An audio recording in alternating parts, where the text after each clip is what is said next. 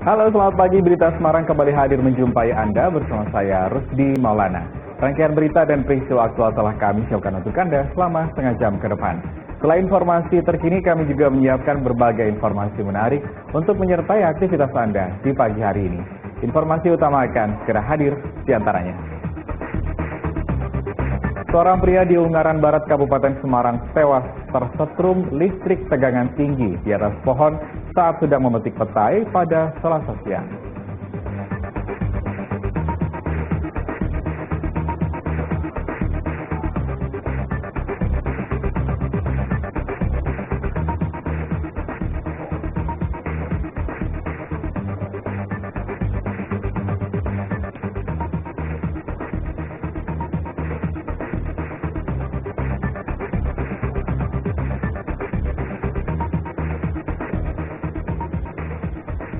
Sejak Selasa pagi, masyarakat Desa Wates, Kabupaten Grobogan membersihkan puluhan rumah yang rusak diterjang puting beliung.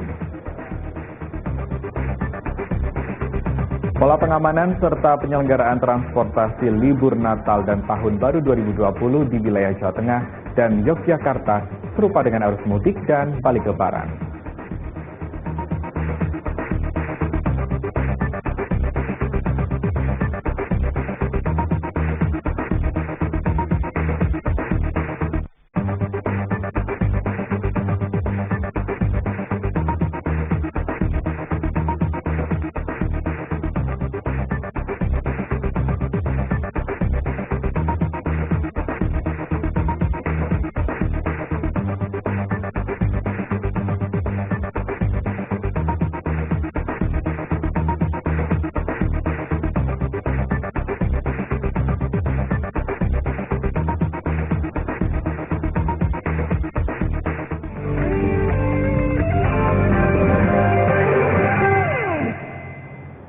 Kita ke informasi pertama pagi hari ini. Seorang pria di Ungaran Barat, Kabupaten Semarang tewas tersetrum listrik tegangan tinggi saat sedang memetik petai pada Selasa siang.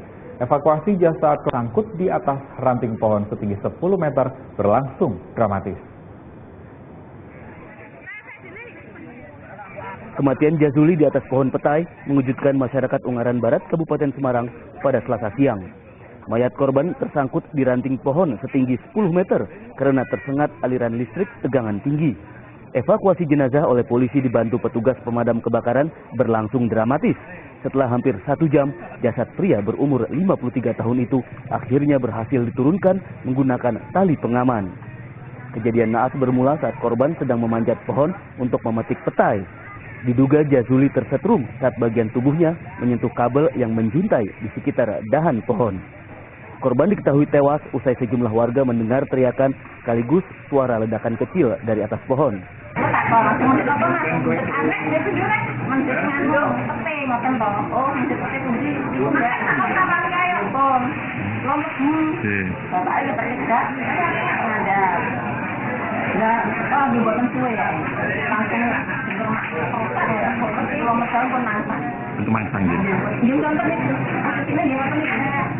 Guna kepentingan penyelidikan, jasad almarhum dibawa ke kamar jenazah Rumah Sakit Umum Daerah RSUD Ungaran, Kabupaten Semarang. Kita beralih ke informasi lain. Para anggota Kodim 0717 Purwodadi melaksanakan bakti sosial membersihkan 3 tempat ibadah. Kegiatan itu menyambut Hari Juang TNI Angkatan Darat yang mendatang. Angkatan Darat Desember melaksanakan para prajurit disebar ke 3 lokasi, yakni Masjid Jabalul Khair, Gereja Betel Purwodadi, dan Kelenteng Hok Andil. Melalui kegiatan ini diharapkan TNI lebih dekat dengan masyarakat dan mewujudkan lingkungan yang bersih dan sehat.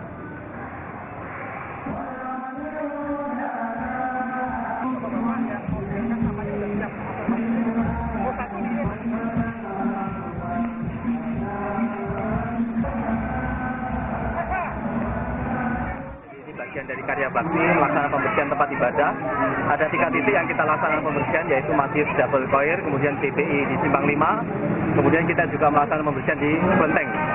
Ini merupakan rangkaian kegiatan dari Hari Juang TNI AD yang Koda 4 di Ponorogo dilaksanakan terpusat di wilayah Kabupaten Grobogan, khususnya Kodim 0717 Purwodadi. Harapannya kita bersinergi, kita bersama-sama dengan rakyat, peduli terhadap lingkungan, kemudian kita lebih mengakrabkan TNI dengan masyarakat, komponen masyarakat, kita didukung dari rekan kita dari Polri, kemudian dari BPPD, dari Bamak, Panitia Natal, dan lain sebagainya, bersama-sama mewujudkan lingkungan yang bersih dan sehat. Sejak Selasa pagi, masyarakat Desa Wates, Kabupaten Grobogan membersihkan puluhan rumah yang rusak dan puting beliung. Bencana angin kencang disertai hujan deras itu turut menumbangkan puluhan pohon. Bagian warga Desa Wates, Kabupaten Grobogan bersama sejumlah anggota TNI Polri sejak Selasa pagi membersihkan puluhan pohon yang tumbang dan memperbaiki rumah rusak diterjang puting beliung. Sekitar 89 rumah mengalami kerusakan akibat terjangan puting beliung yang disertai hujan deras pada Senin sore. 9 diantaranya rusak parah tertimpa pohon. Telah terjadi hujan lebat disertai angin yang cukup kencang yang biasa dinamakan puting beliung. Ini merusak fasilitas perkantoran, diantaranya tower wifi dan juga rumah-rumah warga itu gentengnya pada melorot dan juga ada yang tertimpa pohon juga ya. Jumlahnya kurang lebih ada 89 rumah. Genteng yang rusak berat itu ada 9. Meskipun tidak ada korban jiwa dalam peristiwa ini, kerugian ditaksir mencapai ratusan juta rupiah. Arif Nur melaporkan dari Grobogan. Kita ke informasi lain, 2 pekan jelang Natal dan Tahun Baru, pemerintah Kota Magelang pada Selasa siang melakukan pemantauan harga di Pasar Rejowinangun. Dalam pemantauan, beberapa harga barang pokok merangkak naik. Tim pemerintah Kota Magelang memantau harga kebutuhan pokok di Pasar Rejowinangun pada Selasa siang. Dari pantauan, 2 pekan menjelang Natal dan Tahun Baru, harga beberapa kebutuhan pokok merangkak naik. Salah satunya telur ayam yang semula harganya Rp23.000 per kilo, kini meningkat menjadi Rp24.500 per setiap kilogram. Di libur Natal dan Tahun Baru ini, Pak, apakah pemerintah Kota Magelang siap menghadapi liburan panjang ini? Sangat siap sekali. Kita sudah menyiapkan stok barang kebutuhan pokok lewat Dolok dan kita pantau sampai dengan di pasar-pasar yang lain terkait dengan kebutuhan pokok, semuanya sudah kita catat. Menjelang Natal Tahun Baru, telur sama gula. sekarang berapa ini, Bu? Apa? Telur kemarin belum naik berapa? 23, ya menentukan berapa. Kalau gula naik nggak, Bu? Gula naik. Berapa? Kemarin 12.500, sekarang 13. Setelah ini tuh, Bu, minyak juga naik nggak? Minyak. Sekarang 11,5 yang biasa. Banyak cara untuk menanamkan tertib berkendara bagi generasi muda. Di Telantas Polda Jawa Tengah memberikan sosialisasi safety riding di hadapan ratusan pelajar di Purworejo pada Selasa siang. Untuk menanamkan tertib berkendara, 120 pelajar mengikuti sosialisasi safety riding di SMA 7 Purwokerto, Purworejo pada Selasa siang. Acara yang digagas di Telantas Polda Jawa Tengah ini untuk mengenalkan cara berkendara dengan baik.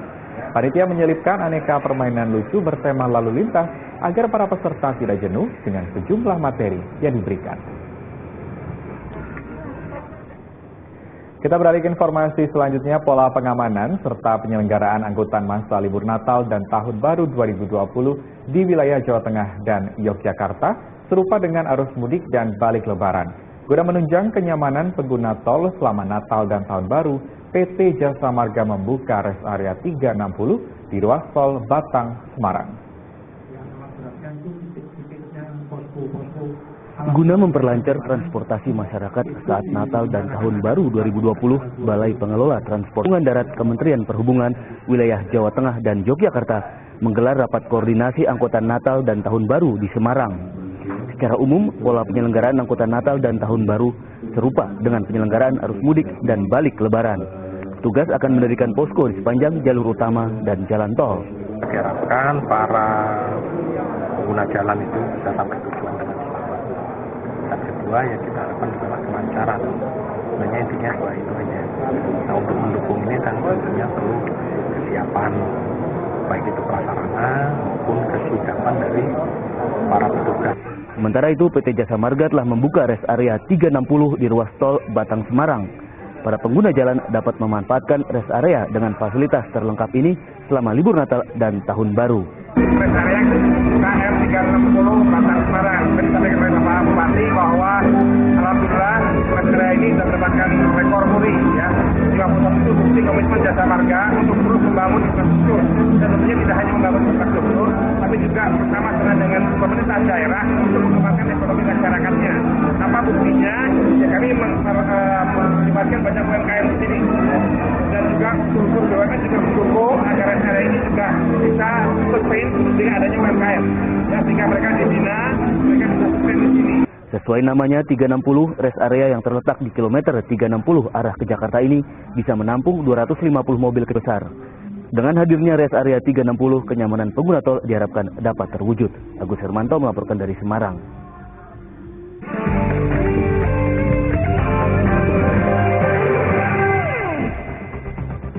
Ya, kembali kami sampaikan berita Semarang Utama hari ini. Seorang pria di Ungaran Barat, Kabupaten Semarang tewas kesetrum listrik tegangan tinggi di atas pohon saat sedang memetik petai pada Selasa siang. Sejak Selasa pagi, masyarakat Desa Watas, Kabupaten Grobogan membersihkan puluhan rumah yang rusak di Terjang Putih Beliung. Pola pengamanan serta penyelenggaraan transportasi libur Natal dan Tahun Baru 2020 di wilayah Jawa Tengah dan Yogyakarta serupa dengan arus mudik dan balik lebaran.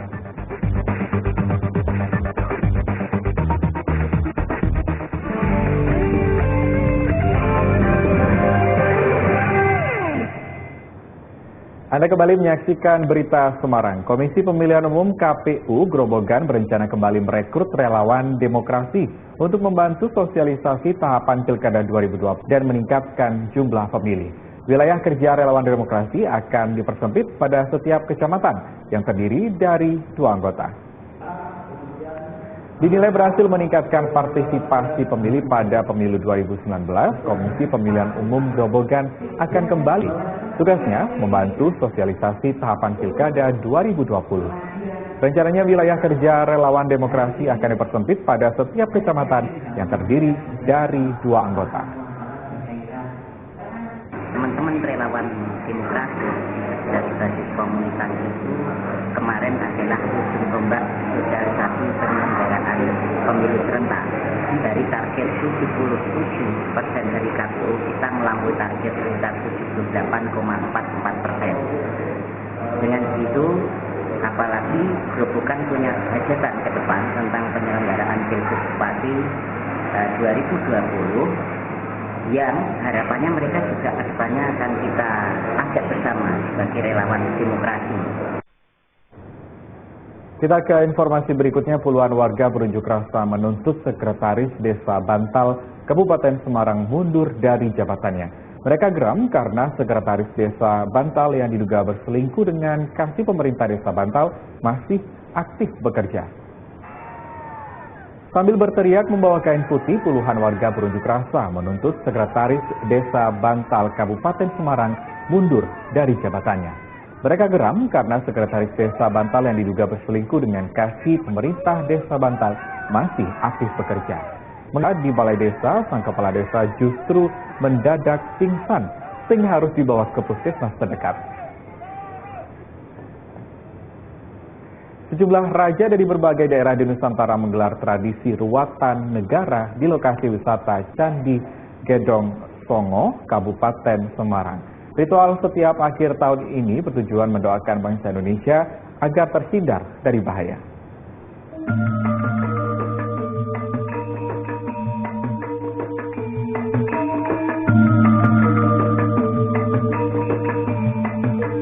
Kirap dari pintu masuk objek wisata Candi Gedong Songo, Bandungan, Kabupaten Semarang, rombongan perwakilan kerajaan dari berbagai daerah di Nusantara memulai tradisi ruatan negara menuju candi pertama.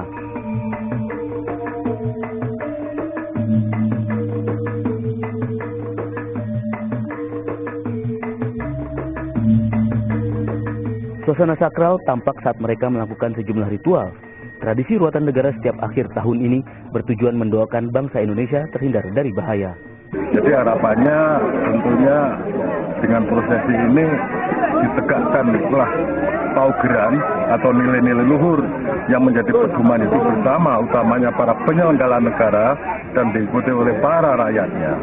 Itu tujuan utamanya, dan kami adalah hubungannya juga dengan makrokosmos, kita ini mikrokosmos, sehingga akan terjadi keseimbangan antara mikro dan makrokosmos, antara bumi dengan langit, antara siang dengan malam, sehingga ini kita lakukan, semoga berhasil. Dalam acara yang mendapat perhatian dari para wisatawan ini ikut digelar prosesi Doro Muluk atau melepas burung dara sebagai simbol agar masyarakat hidup sejahtera. Dengan pelepasan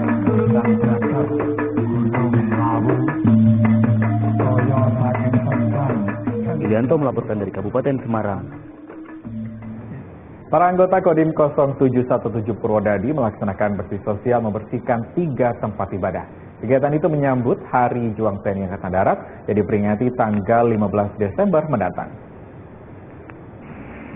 Menyambut Hari Juang TNI Angkatan Darat setiap tanggal 15 Desember, sejumlah anggota Kodim 0717 Purwodadi melaksanakan bakti sosial membersihkan 3 tempat ibadah. Para prajurit disebar ke 3 lokasi, yakni Masjid Jabalul Khair, Gereja Betel Purwodadi, dan Kelenteng Hok Anbio. Melalui kegiatan ini diharapkan TNI lebih dekat dengan masyarakat dan mewujudkan lingkungan yang bersih dan sehat. Dari karya bakti melaksanakan pembersihan tempat ibadah, ada 3 titik yang kita laksanakan pembersihan, yaitu Masjid Jabalul Khair, kemudian GPI di Simpang 5, kemudian kita juga melaksanakan pembersihan di Kelenteng. Ini merupakan rangkaian kegiatan dari Hari Juang TNI AD yang Koda 4 di Ponorogo dilaksanakan terpusat di wilayah Kabupaten Grobogan, khususnya Kodim 0717 Purwodadi. Harapannya kita bersinergi, kita bersama-sama dengan rakyat, peduli terhadap lingkungan, kemudian kita lebih mengakrabkan TNI dengan masyarakat, komponen masyarakat. Kita didukung dari rekan kita dari Polri, kemudian dari BPBD, dari Bamak, Panitia Natal, dan lain sebagainya, bersama-sama mewujudkan lingkungan yang bersih dan sehat. Para pengrajin kuda lumping di Dusun Keledung, Kabupaten Magelang masih bertahan di tengah gempuran budaya modern. Untuk membuat satu kuda lumping dibutuhkan waktu 2 hari hingga 3 hari. Para pengrajin kuda lumping di Dusun Keledung, Magelang, belakangan ini banyak dicari pembeli.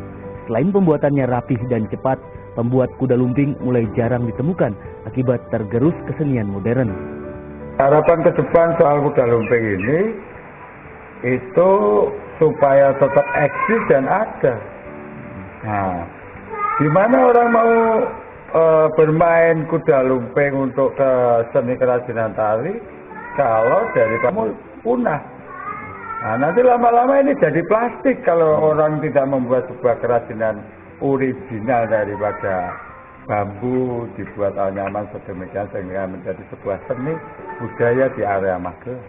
Satu kuda lumping dijual dengan harga variasi antara Rp250.000 hingga Rp300.000, tergantung kesulitan pembuatan dan ukuran kuda lumping. Untuk membuat satu kuda lumping membutuhkan waktu 2 hari hingga 3 hari. Dalam 1 bulan, Ardianto, salah seorang pengrajin, mampu menyelesaikan 8 hingga 10 kuda lumping. Mas, untuk pembuatannya dalam satu kuda lumping itu dibuatnya membutuhkan waktu berapa lama? Kalau dari awal itu pertama iratan tali itu finish yang jemur sekitar setengah hari. Setengah hari itu satu kuda lumping atau berapa, Mas? Ya enggak, itu kalau apalah udah jadi banyak iratan, ya itu jemur semua. Nah, kalau udah kering itu langsung bikin kuda lumping. 1 biji itu ya ada yang 2 hari 1 kuda lumping. Sudah berapa lama ini pembuatan kuda lumping, Mas? Udah lama, Pak. Ya sekitar udah 8 tahunan. Pengrajin kuda lumping memacu Ardianto terus memperbanyak produksi kuda lumping. Wahyu Diono melaporkan dari Kabupaten Magelang. Ya, demikian berita Semarang pagi hari ini. Saya Rusdi Maulana mengucapkan terima kasih atas perhatian dan kebersamaan Anda. Selamat pagi, sampai jumpa.